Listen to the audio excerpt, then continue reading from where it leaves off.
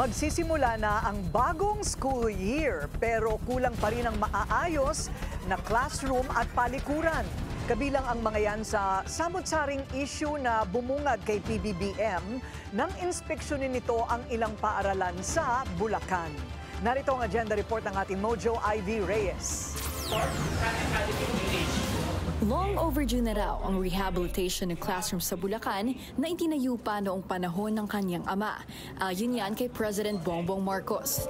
Sa pag-iikot ng Pangulo kasama si Deputy Secretary Sonny Angara at DICT Secretary Henry Aguda, kakulangan sa maayos na palikuran at malinis na tubig ang iba pang kailangan daw tugunan. Sa inspection namin, yung mga, alam niyo ba yung ibang nakita namin na school building, Marcos type school building pa. Ang Marcos type school building was supposed to be replaced between 20 and 30 years. Ang life niyan is 20 to 30 years. Pero ayan, at least mabuti na lang at nagagamit pa. But really have to look at the rehabilitation of many of them. Sa eskwelahang ito sa San Miguel, Bulacan, 14 out of 17 classrooms inaanay. Ang iba, nanlalaglag na ang kisame. 568 ang bilang ng mga estudyante rito. Pero ngayong taon, may expected increase in enrollees ang Tibagan Elementary School. Sakaling kulangin sa classroom, shifting classroom schedules ang susunod nilang hakbangin. Mayroon namang nakalaan na 9 million pesos para sa overall rehabilitation ng eskwelahan.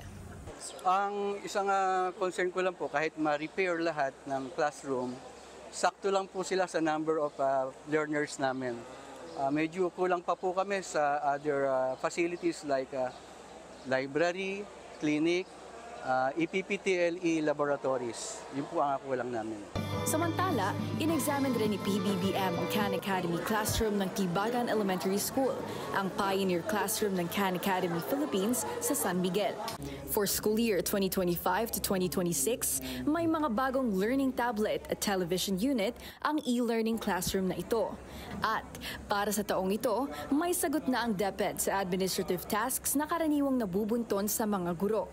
We hired 20,000 new teachers so that we have more teachers and also so we can reduce the load on teachers sa mga administrative duties. Mula sa July and August calendar noong pandemya, naibalik na sa orihinal na June to March ang pasukan.